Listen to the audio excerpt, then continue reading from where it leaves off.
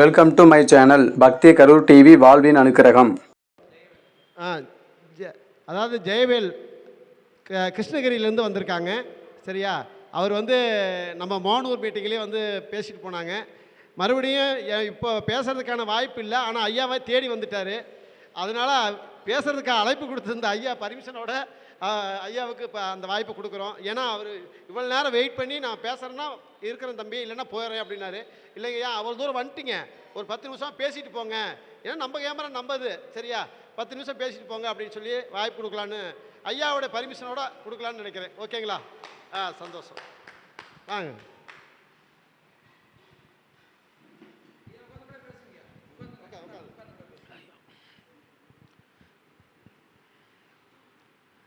பெற்று வளர்த்து வேலென்று போரிட்டழித்து கற்றுவா என்ற ஒரு கல்விக்கு அனுப்பி என்னை பெற்ற தந்தை தாய்க்கும் எனக்கு கல்வி கொடுத்த ஆசான்களாகிய பேங்கவேன் சார், அவருடைய ஆசிரியர், நிறைய ஆசிரியர்களுக்கும் நான் என்னுடைய வணக்கத்தை முதலில் தெரிவித்துக் கொள்கிறேன். என்னுடைய பெயர் KS ஜெயவேலு. படிப்பு MA economics, MA Tamil, MA ஜோதிடம், PhD இதெல்லாம் ஜோசியத்தில் முடித்து நிறைய ஜோசிய கருத்துக்களையும் புத்தகங்களையும் எழுதியிருக்கிறேன். ஒரு 30 ஆண்டு காலமாக நான் ஜோதிடம் பார்த்து என்னுடைய கருத்துக்கள் மற்றவருக்கு போக வேண்டும் என்ற தனியாத ஆர்வத்தின் காரணமாக கிருஷ்ணகிரியிலிருந்து நான் இங்கே வந்திருக்கிறேன். உங்களுக்கு எளிமை, இனிமை, புதுமை, இதுதான் என்னுடைய ஜோசியத்தினுடைய ஸ்லோகம். எளிமை, இனிமை, புதுமை, இதுதான் என்னுடைய ஜோசியத்திற்கு. உங்களுக்கு இந்த வாஸ்தலை எளிமையாக முதல்ல ஒரு 10 நிமிடத்தில் உங்களுக்கு சொல்லிடுறேன். அவங்கவுங்க வாஸ்துன்னு சொல்லி 2000 கொடு, 3000 கொடு, இதெல்லாம் இருக்கிறார். இந்த தோஷங்குது, அந்த தோஷங்குது, இப்படியெல்லாம் சொல்கிறார்.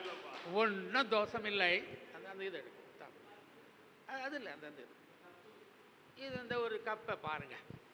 இது கப்பு கூல்ட்ரிங்க்ஸ் கடிக்கிற கப்பு. இந்த கப்பில் ஒன்றும் இல்லை, தண்ணி ஊற்றிங்க சார். ஒரு தண்ணி ஊற்றுறீங்க, ஊற்றுங்க. ஒரு எலுமிச்சம்பழத்தை போடுறீங்க. இது டீ டம்ளர் எடுக்கக்கூடாது. கவனிங்க. இது ஒரு எலுமிச்சம்பழம் ரப்ப போட்டு போடுங்க, இருக்கட்டும், விடுங்க, அதனால இதை என்ன பண்ணுறீங்க, ராத்திரி நிறைய பேர் என்கிட்ட வருவாங்க.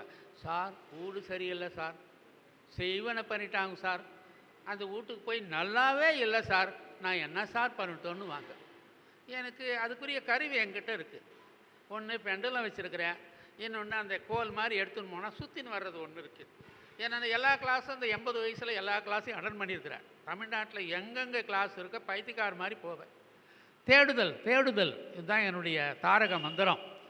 இப்போ இவங்களுக்கு என்ன பண்ண, எளிமையாக நீங்கள் எடுத்துன்னு போய் ராத்திரி உங்கள் வீட்டில் சாமி ரூம் தவிர மற்ற ரூமில் இந்த கிளாஸை வைக்கணும். என்ன, கூல்ட்ரிங்க்ஸ் கிளாஸ் இருக்கணும். இதில் எலுமிச்சம்பழம் ராத்திரியில் போடு. காலையில் எழுந்து 10 மணிக்கு போயிட்டு காலையில் ஒரு 9 மணிக்கு பார். மேலே எலுமிச்சம்பழம் இருந்தால் வீடு வாஸ்து தோஷம் இல்லை. கீழே எலுமிச்சம்பழம் இருந்தால் வாஸ்து தோஷம் இருக்கிறது. அதற்கு ஒன்றும் வேணாம், பிரமிடு வாட்டி நீ பண்ணிக்கோ. ஒன்று மெட்டல் பிரமிடு வசதியாக இருந்தால் 300 ரூபா இருக்குது. 5 பிரமிடு தான், 4 மூளைக்கு 4, சென்ட்ரலில் 1. இல்லை ஆர்டினரி பிரமிடு, பிளாஸ்டிக் பிரமிடு வச்சு பண்ணிக்கோ, இந்த தோஷம் போயிடும். இல்லை சார், மத்தியில் இருக்கா என்ன, மத்தியில் இருந்தால் என்ன, ஒன்று நீ வீடு கட்ட இடம் முன்ன சுடுகாடாக இருந்திருக்கணும், பாம்பு புத்தாக இருந்திருக்கணும், ஏதாவது அந்த சல்லியம் தோஷம்னு சொல்லுவாங்க, அந்த தோஷங்கள் ஏதாவது இருந்தால் இந்த எலுமிச்சம்பழம் மத்தியில் வந்துடும். அதில் உன்னுடைய முன்னோர்கள் யாரும் இறந்து போய் அந்த ஆத்மாக்கள் இருக்க, அந்த ஆத்மாக்கள் கம்ப்ளீட்டாக மாந்தியாக உங்கள் வீட்டில் இருக்கலாம். அல்லது உங்கள் வீட்டில் நிறைவேறாத ஆசையோடு யாராவது இறந்து போயிருந்தால் அப்போ அந்த ஆத்மாக்கள் உள்ளே இருக்கலாம். இல்லை நீ தொழில் செஞ்சு உனக்கு ஆகாதுன்னா ஒன்றும் இல்லை. என்ன பண்ணுறோம், நம்ம காகம் இருக்குல்ல, அந்த காகத்தை வெறிச்சு அந்த சாம்பலை கொண்டு போய் நீங்கள் ஒரு கடையில் போட்டால் அந்த கடை உருப்படியில்லாமல் போகும். ஏன்னா அது மாந்திரிக கிளாஸ். ரங்கன் என்றவர்கிட்ட நான் மாந்திரிகம் கற்றுக்கினேன். அதே மாதிரி வீட்டில் ஏதாவது ஆகாத நீ வச்சுட்டா அந்த வீடு இம்ப்ரூவ்மெண்ட் இருக்காது. அப்போ அந்த மாதிரி ஏதாவது இருந்தால் என்ன பண்ணலான்னா, நம்ம ஒரு 48 நாள் கடுகு எண்ணெய் வச்சு வீட்டில் ராத்திரியில் ஒரு 1 மணி நேரம் 2 மணி நேரம் இருந்தால் அந்த துர்ஆத்மாக்கள் போயிடும். இது செஞ்சு சக்ஸஸ் ஆகிருக்கு. இதுக்கு நான் அங்கே போனோம், இங்கே போனோம், அதை பண்ணணும், இதை பண்ணணும் ஒன்றும் வேண்டாம். இது ஒரு எளிமையான பரிகாரம். அதுக்கப்புறம் எனக்கு என் பையன் வெளிநாட்டில் படிக்கிறதுக்கு நல்ல தசா புத்தி ஆகா ஓகோன்னுச்சு. வெளிநாட்டில் படிக்கிறதுக்கு அந்த யூனிவர்சிட்டிலேருந்து பர்மிஷனும் வரல, ஒன்றும் வரல. என்னடா பண்ணுறதுன்னு ஒன்றும் இல்லை. அப்போ பழனியில் ஒரு கிளாஸ் ஒன்று நடத்தியிருந்தாங்க. அந்த கிளாஸுக்கு போகும்போது கேரளாக்காரர் பாலு ஐயர்னு ஒருத்தர் வந்தார்.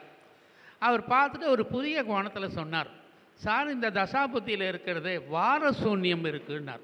என்னடா அது வார சூன்யம், திதி சூன்யம் தான் இருக்குது, எல்லாம் இருக்குது. வார சூன்யம்ன்றது குமாரம் சம்பவத்தில் கொடுத்துருக்குறாங்க. குமாரசுவாமி முருகப்பெருமான் இருக்கிறாரு, அவர் அகத்தியர் சொன்ன நூலில் இருக்குது சார். இந்தந்த நாட்களில் இருந்தால் வார சூன்யம். ஒரு தசாபுத்தி நடக்கும்போது இந்தந்த கிரகங்கள் இந்தந்த நாளில் இருக்கும். அந்த வாரசூன்ய பரிகாரம் பண்ணால் எளிமையாகும்னார். அதுக்குன்னு நான் குமாரசாமியின் புத்தகத்தை வாங்கி பார்த்தேன். அந்த லிஸ்ட் கொடுங்க சார். அதன்படி இப்போ நீங்கள் எந்த நாளில் பிறந்தான்னு பார்க்கணும். இது நாம் என்ன பண்ணுறோம், ஜோசியர் கம்ப்யூட்டரில் போய் உக்காந்துக்கிறோம். 12 மணிக்கு கணக்கு போட்டு என்ன பண்ணுது, நாளை கொடுத்துடுது. ஜோசியத்தில் அப்படி இல்லை. ஜோசியத்தில் என்னன்னா, சூரிய உதயமாகி மறுநாள் சூரிய உதயமானால் தான் அது ஒரு நாள் நமக்கு. நீங்கள் எந்த நாளில் பிறந்தீங்கன்னு பாருங்கள். அந்த நாளில் உங்களுடைய ஜாதகத்தை எந்தெந்த கிரகங்கள் எங்கே இருக்குதுன்னு பாருங்கள். தசாபுத்தி என்ன நடக்குதுன்னு பாருங்கள். இந்த ஒரு லிஸ்ட்டு கொடுத்துருக்கிறார் பாருங்கள் நம்ம குமாரசாமியில் முருகப்பெருமான். இப்போ நீங்கள் ஞாயிற்றுக்கிழமை பிறந்தேன்னு வச்சுங்க. ஞாயிற்றுக்கிழமையில் பரணி நட்சத்திரம், கார்த்திகை நட்சத்திரம், மிருகசீரிடம் நட்சத்திரம், மகம் நட்சத்திரம், விசாக நட்சத்திரம், அனுச நட்சத்திரம், கேட்டை நட்சத்திரம், பூரட்டாதி நட்சத்திரம். இந்த நட்சத்திரனுடைய தசாபுத்திகளோ அந்தரங்களோ நடந்தால் அந்த தசாபுத்தி வேலை செய்யாது. இது நான் நடைமுறையில் பார்த்துட்டேன். ஏன்னா 30 ஆண்டு காலம் ஜோசியம் பார்த்துட்ருக்கிறேன், ஜோசிய கிளாஸ் நடத்தியிருக்கிறேன், புஸ்தகம் எழுதியிருக்கிறேன், அனுபவம் நிறைய இருக்குது. அந்த வில்லேஜில் நான் இருந்தாலும் பக்கம் பெங்களூர் அந்த ஏரியாக்காரங்க தான் நிறைய வருவாங்க என்கிட்ட. அடுத்தது, சப்போஸ் திங்கக்கிழமை பிறந்தீங்க நீங்கள், கார்த்திகை நட்சத்திரம், மகம் நட்சத்திரம், விசாக நட்சத்திரம், அனுச நட்சத்திரம், பூரட்டாதி நட்சத்திரம், பூராட நட்சத்திரம், இந்த நட்சத்திரனுடைய தசா புத்திகளோ அந்தரங்களோ இருந்தால் வேலை செய்யாது. இல்லை நான் செவ்வாய்க்கிழமை பிறந்த சார்னா திருவாதிரை நட்சத்திரம், கேட்டை நட்சத்திரம், திருவோண நட்சத்திரம், அவிட்ட நட்சத்திரம், சதய நட்சத்திரம், இந்த நட்சத்திரனுடைய தசாபுத்திகளோ அந்தரங்கள் இருந்தால் வேலை செய்யாது, செய்யவே செய்யாது.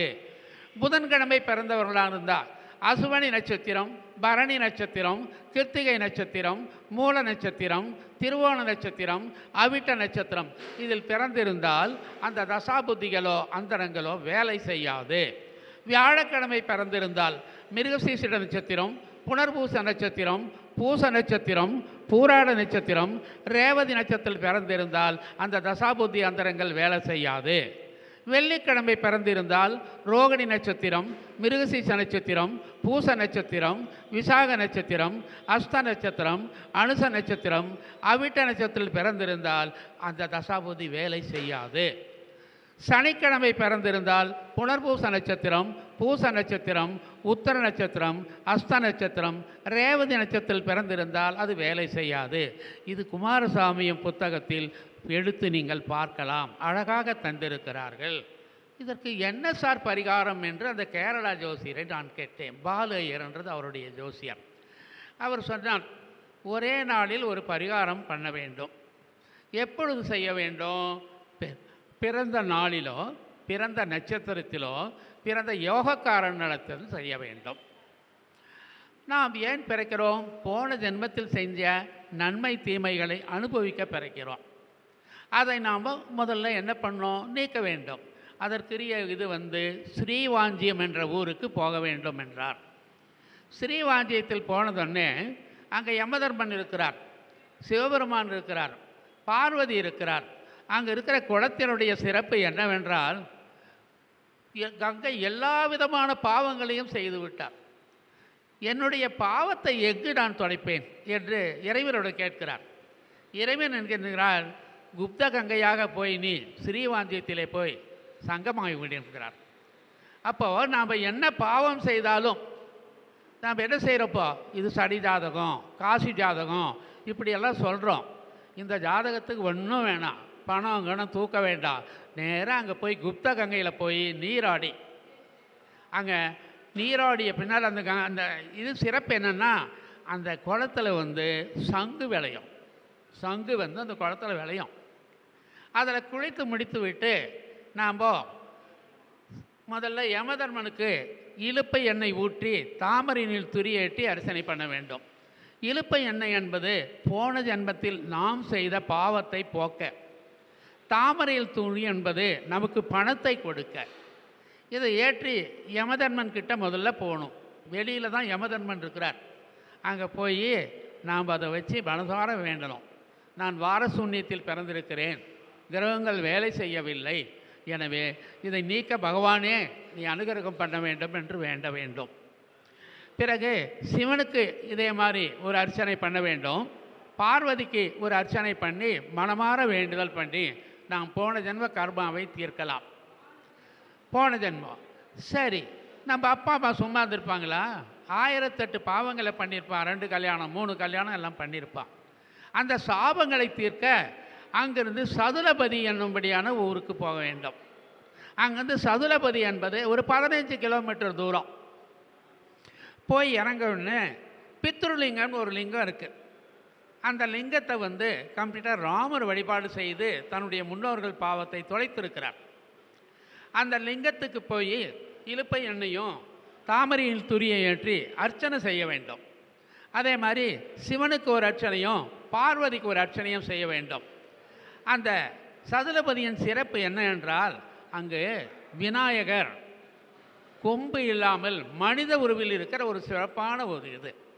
அங்கே ஒரு ஆசிரமம் இருக்கிறது. அந்த ஆசிரமத்தில் நாம் செய்த பாவங்களை தவிர தர்ப்பணம் செய்யும் பொழுது அவர்கள் பழைய முறைப்படி காய்கறிகள் இதெல்லாம் கேட்கிறார்கள். ஒரு சிறப்பான ஒரு இது. சரி, இந்த பாவமெல்லாம் தீர்ந்து விட்டது. இந்த ஜென்மத்தில் நாம் எப்படி இருக்கணும்னா, அங்கு திருமையாச்சூர்ன்ற ஊருக்கு போனோம். இந்த திருமையாச்சூருடைய சிறப்பு என்னென்றால், அங்கே இந்த இந்திரன் போய் உடம்பெல்லாம் பெண்ணூறி போயிட்டு அங்கே போய் தவம் செய்து அந்த சாபத்தை நீக்கின ஒரு இயல். லலிதா சகஸ்ரநாமம் என்ற நூலை அகத்திரையேற்றிய ஒரு சிறப்பான பூமி. அந்த பூமிக்கு இறங்கிய உடனே நாம் சிவனுக்கு இலுப்பை எண்ணெயும் தாமரையின் துரியேற்றியும் பார்வதிக்கு இலுப்பை எண்ணெயும் தாமரையினுள் திரியேற்றியும் வேண்டுதல் பண்ண வேண்டும். சண்டிகேஸ்வரருக்கு நேராக வலது கன்னத்தில், பகவானே, நான் முன் ஜென்மத்தில் செய்த பாவத்தின் காரணமாக திதி சூன்யத்தில் வார சூன்யத்தில் துன்பப்பட்டு துவண்டு போயிருக்கிறேன். என்னுடைய அந்த பாவங்களை எல்லாம் போக்கி எனக்கு செல்வம் செல்வாக்கு எல்லாம் கொடுக்க வேண்டும் பகவானே என மனதார வேண்ட வேண்டும். வேண்டி நமக்கு வந்த பின்னால் நமக்கு அந்த பாவ விமோச்சனமானது. இது போயிட்டு வந்த பின்னால் தான் என்னுடைய பையனுக்கு ஜெர்மனியிலிருந்து பிரான்பர்க் அந்த ஊரில் அப்பாயின்மெண்ட் கொடுத்து எனக்கு அங்கேருந்து ஆர்டர் வந்தது. அப்போது ஒரு இந்த நாம் எல்லா சூன்யம் பார்த்துருக்குறோம். திதி சூன்யம் யாரும், இது வார சூன்யம் யாரும் நான் பார்க்கல. இதை நீங்கள் பயன்படுத்தணும். ஒரு ஜாதகம் வந்ததுன்னே வேலை செய்யலைன்னா இதை பயன்படுத்துங்க. அதே மாதிரி இந்த மாதிரி என்கிட்ட வாசுக்குது அது இதுனா மோடி மசான் வேலைலாம் வேண்டாம். சிம்பிளாக சொல்லி பண்ணுங்கள். நம்மக்கிட்ட வர்றவங்க என்ன எதிர்பார்க்குறேன்னா, எளிமையிலே எல்லாம் நடக்கணும். இப்போ இங்கே இருக்கிறவங்க வசதியாக இருக்கலாம். நாங்கள் இருக்கலாம் 100 50 ரூபா 100 ரூபாய்க்கு மேலே கொடுக்கறதில்ல. ஒரு பொருத்தம்னா வெறும் 50 100 தான், வேறு அதிகம் கொடுக்கறதில்ல. அதுக்கே நாங்கள் என்ன பண்ணுறோம், பொருத்தத்தை எல்லாம் பார்த்து கேபி சிஸ்டத்தில் போட்டு எல்லாமே பார்த்து எல்லாமே செய்கிறோம். நாங்கள் செய்கிறதுனால எந்த விளம்பரம் நான் இது வரைக்கும் கொடுத்ததில்லை. ஜனங்க அவங்க பாட்டுக்கு வர்றாங்க போகிறாங்க. முதல்ல ஒரு ஜோசியரன்னா சொன்னது நடக்கணும். நடந்தால் தான் நம்மக்கிட்ட வருவாங்க. நீங்கள் நம்ம திறமையெல்லாம் அவங்ககிட்ட காமிக்க வேணாங்க. அந்த கிரகம் அங்கே பார்க்குது, இந்த கிரகம் அங்கே பார்க்குது, அதெல்லாம் அவன் எதிர்பார்க்குறதில்ல. வர்றேன், என் பிரச்சனை என்ன சுவாமி, இதை எனக்கு தீர்த்து வை. வேற என்ன அவன் கேட்குறதில்ல. இது தீர்த்து வைக்கும்போது என்ன பண்ணணுன்னாக்க, ஆளுக்கு தகுந்த மாதிரி ஜோசியம் பார்க்கணும். பணக்காரெல்லாம் வந்தால் என்ன பண்ணுவேன், நான் நேராக குக்கி சுப்பிரமணியம் அனுப்புவேன். பணக்கார இடத்துல போய் பரிகாரம் சொல்லுவேன். கொஞ்சம் வசதி குறைவாக வந்தால் அதுக்கு தகுந்த கோயில். ஒன்றும் வசதியே இல்லைன்னா சனிக்கு என்னென்னா நம்ம கொடுத்துருக்குறோம். காக்கைக்கு சாதம் வைக்கிறது, முதியோர்களுக்கு கொடுக்கறது, கருப்பு பசுவுக்கு கொடுக்கறது, அதே மாதிரி 48 நாள் கம்ப்ளீட்டாக சனிக்கு விளக்கு வைக்கிறதுலாம் சொல்லுவேன். இது எல்லாமே சக்ஸஸ் ஆகும். நான் ஆசிரியராக வந்திருக்கிறேன். ஒரு பையன் பாஸ் ஆகுறதுன்னா கம்ப்ளீட்டாக 10th, அதாவது ஆனுவல் எக்ஸாமே பாஸ் ஆகிடுவான். சில குழந்தைங்க ஃபெயில் ஆனால் என்ன பண்ணுவோம்னாங்க, ஆப்பேலி மார்க்கை பாதி எடுத்து பாஸ் பண்ணுவோம். அதுவும் முடியலன்னா என்ன பண்ணுவோம், குவார்ட்டர்லி மார்க்கை எடுப்போம். அப்போது இந்த உலகம் நமக்கு எல்லாவற்றையும் கொடுத்துருக்கிறது. நீங்கள் எளிமையாக சொல்லி அவங்களுக்கு நல்லது செய்யுங்க. நான் கம்ப்ளீட்டாக வந்து திருவண்ணாமலை போயிட்டு ஒருத்தர்கிட்ட சொன்னேன், ஜோசியர் பார்க்கணும் வெள்ளை வரனார். ஏன்டா பைத்தியக்காரா, உன்னை யாரா பார்க்க சொன்னாங்க? அவன் போன ஜென்மத்தில் செஞ்ச பாவத்துக்கு அனுபவித்து கொடுக்குறான். நீ யாரா மாற்றி கொடுக்குறதுக்கு? உனக்கு எவன்டா அந்த பவர் கொடுத்தான்? உன் பொள்ளாட்டி பொழுது உள்படியாகாதுன்னு. இது என்னடா பிரச்சனையாக போச்சுன்னு, சாமி நான் என்ன பண்ணிட்டேன்னு, நீ கொடுக்குற காசை வாங்கிக்கிடான்னு. கொடுக்குற காசை வாங்கும்போது இந்த கொரோனா பேரில் ஐயருங்கெல்லாம் வந்து சண்டை போட ஆரம்பிச்சிட்டாங்க. ஏன்டா பிரியாணி சொல்கிறிய வாத்தியார், நீ பணம் வருது சொல்கிற அப்படின்னு ஒரு போர்டு வச்சுட்டு போனாங்க. அப்போ இருந்து 100 ரூபா தான் என்னுடைய ஃபீஸ். அவன் என்ன கேள்வி கேட்டாலும் சொல்கிறேன். 2 கல்யாணமா 1 கல்யாணமா எல்லாமே சொல்கிறேன். அதனால் நீங்கள் என்ன பண்ணணுன்னாக்க, நிறைய சம்பாதிங்க. அதில் கொஞ்சம் 1% அன்னதானத்துக்கோ கோயிலுக்கோ கொடுங்க. எனக்கு மாதம் வந்து ஒரு 50,000 ரூபா வருது. 10,000 ரூபாய்க்கு மேலே அன்னதானம், கோயிலுக்கு, அனாதை அரசுலாம் கொடுக்குறேன். ஏன்னா அந்த கர்மா தீரணும். தீரலைன்னா நம்ம குழந்தைங்க பாதிக்கும். அதனால் அது ஒரு வேண்டுகோளாக சொல்கிறேன் நான். ஏன்னா அனுபவத்தின் காரணமாக சொல்கிறேன். உங்களால் முடிஞ்சது செய்யுங்க. நல்லது செஞ்சால் நாம் தெய்வாய்க்கணுன்னு பேர். கடவுளுக்கு அடுத்து நம்மளை தான் நம்புகிறான், அடுத்து டாக்டரை தான் நம்புகிறான். எவ்வளோ பெரிய பொறுப்பு பற்றியா நமக்கு. வர்றவெல்லாம் ஒரு பள்ளிக்கூடம் சேர்த்துறதுன்னா காலேஜுக்கு ஒன் செட்டாருங்க, சார் நீங்கள் சொன்னால் தான் பொண்ணை சேர்த்துறேன், இல்லைனா கல்யாணம் பண்ணோன்றான். நம்பிக்கை கொண்டு இந்த காலத்தில் கட்டவெல்லாம் சுற்றின்னு இருக்கிறான். வாத்தியார் சொன்னால் கரெக்டாக இருக்கும், இல்லைனா கல்யாணம் பண்ணிவிடுவான். அதனால் அந்தளவு நீங்கள் கொஞ்சம் இருக்கணும். அதுக்கு என்ன பண்ணணுன்னா, எல்லா ஜோசியத்தையும் கொஞ்சம் கற்றுக்கணும்.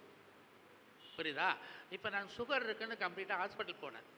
அவன் எடுத்து எல்லாமே சொன்னான். என்ன சார் ரத்தத்தை ஊற்றி எல்லாம் சொல்கிறேன்னா, ஏங்க இது என்ன பண்ணுறீங்க நீங்கள்?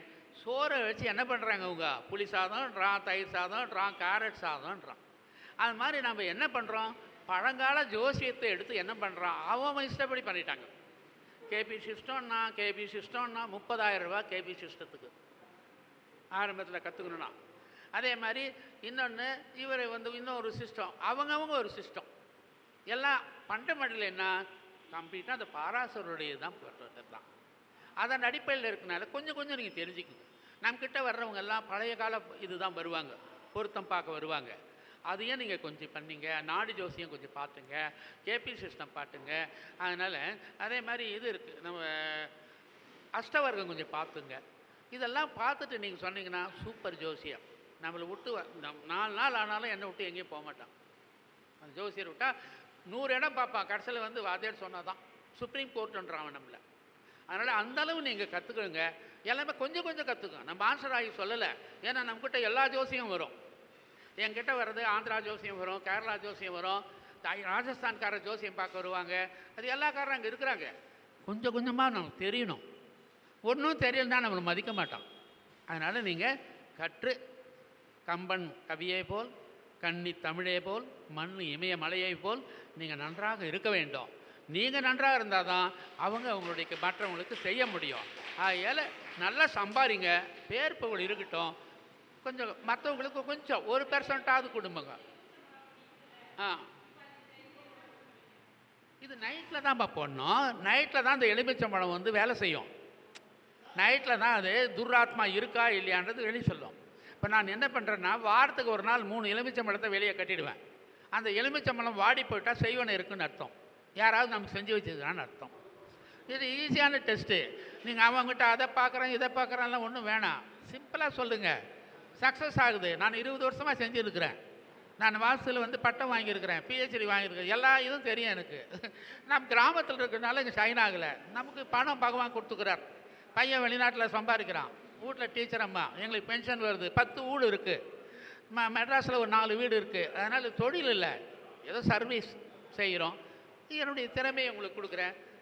அடுத்தது வாய்ப்பு கொடுத்தா புதிய பானங்கள்ல கோட்டை சக்கரம் ஏதோ நிறைய இருக்குது, நிறைய புஸ்தகம் எழுதியிருக்கிறேன், ஏகப்பட்ட புக்கு இருக்குது.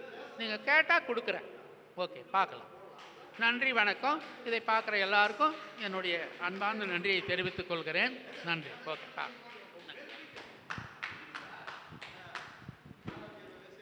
ஐயா அவர்கள் மிக சிறப்பாக ஒரு உரையை கொடுத்துருக்காங்க. வார சூனியத்துக்கு வந்து பரிகாரம், இது வந்து ரெண்டொரு இடத்துல நம்ம கேள்விப்பட்டிருந்தாலும் இது வந்து இந்த யூடியூப் சேனல் மூலியமாக பார்க்குறவங்களுக்கு இது மிகப்பெரிய உதவியாக இருக்குன்னு நான் நம்புகிறேன். இதில் ஒரு பெரிய விஷயம் என்னென்னா, இந்த வயதிலும் இவ்வளோ நேரம் பொறுமை காத்திருந்து நமக்காக அவர் ஒரு அரிய பொக்கிஷத்தை முருகன் அருளிய குமாரசாமி நூலிலிருந்து அவர்கிட்ட மட்டும் இல்லாமல் நம்மகிட்டையும் அவர் வந்து கொடுத்துட்டு போயிருக்கிறாரு. அதற்காக ஐயா அவர்களுக்கு எல்லாரும் ஒரு முறை கை தட்டணும்னு நான் கேட்டுக்கிறேன். அதே மாதிரி இதுக்கு மேலே வாஸ்துவில் ஒன்றுமே இல்லைங்கிற மாதிரி இதுவும் ஒரு சிம்பிள் டிப்ஸ் சொல்லிட்டார். ஓகேங்களா? இதுவும் ஒரு சிறப்பான ஒரு முறை தான். எந்த முறையும் ஜோதிடத்தில் உண்மையே அவரவர்களுடைய பார்வையில். சரிங்களா? இதுவும் வந்து பார்த்திங்கன்னா நான் கேள்விப்படாத ஒரு முறையாக தான் இருக்குது. கிராம பகுதியில் இருக்கிற ஒரு சில ஜோதிடர்கள் இதை செய்கிறாங்க. அதனால் ஐயாவுக்கு எங்களுடைய மனமார்ந்த வாழ்த்துக்கள்.